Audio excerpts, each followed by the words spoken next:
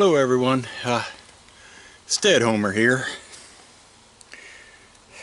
I kind of decided I better put this first video out to kind of explain who we are, what we're all about, how we live our lives, how we don't live our lives, and just explain just a little bit about us. A number of years ago, I was doing great. I had a great job, great career, bringing in great money, and things happened that left me with my kids to raise, and I was pretty much thrust into the homesteading lifestyle. More or less, I guess you could say. The great part about my other career was the fact that I was able to amass most of the things that I would need in this type of a life. But then things got even worse. I lost my marriage with my first marriage, the mother of my children. We grew apart and went separate directions. The kids stayed with me. A year or two later, I remarried. That didn't work too well, and it ended. I was under the belief at that point in time that I didn't do marriage very well. And then about 13 years ago, I was going through the dating sites on the internet, and I came across a picture of the most beautiful woman I'd ever seen in my life, with the absolute most gorgeous smile. Didn't have a ghost chance of anything with her, but I decided to go ahead and send a little message.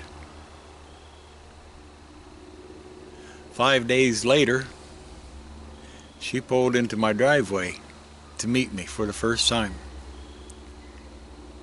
She's never left. We've been married now for a little over 10 years, and it's been the most wonderful time in my entire life. Mrs. Homesteader is everything I've ever dreamed of,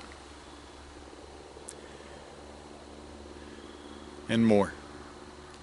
She's had some definite medical problems that we've been dealing with one at a time, but you know, we still laugh, we still cry together, we go shopping, and we always are holding hands.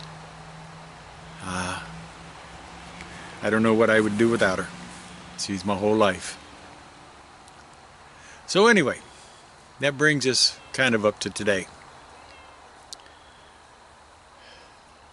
I call myself Stead Homer for the simple reason that I was thrown into this lifestyle. I didn't choose it. I don't argue with it, but I didn't choose it. So therefore it came to me backwards. Stead Homer instead of the homesteader. We live our life on the cheap. We trade and we barter for a lot of things.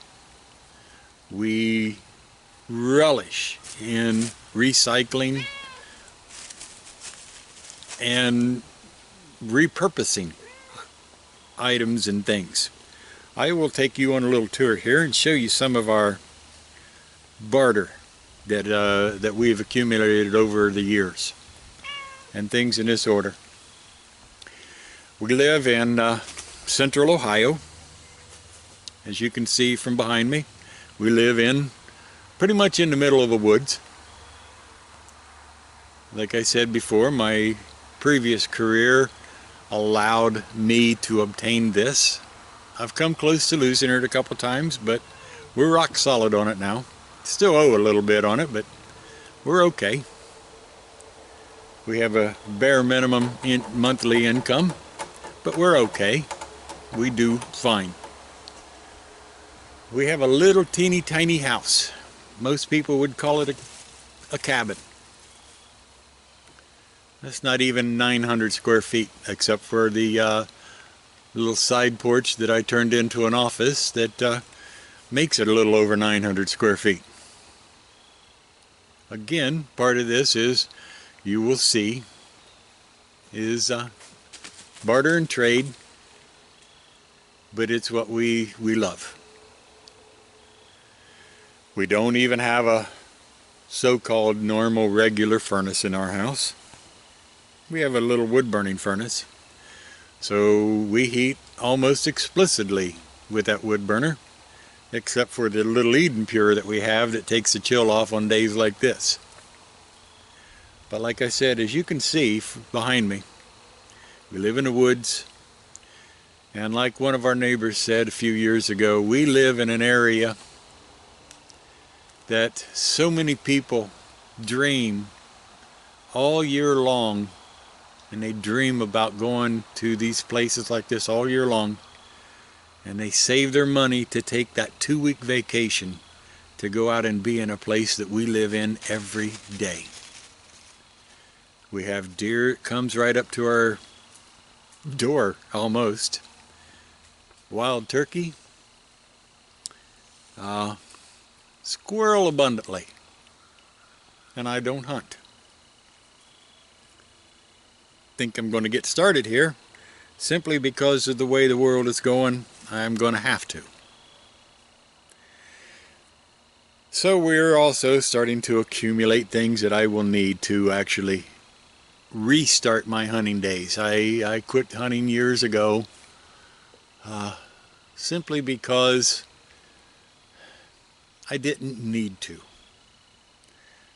I believe in hunting. I believe in this Second Amendment. I believe in living off the land. I believe that there are certain animals that our Creator has put on this land to help feed us and to take care of us.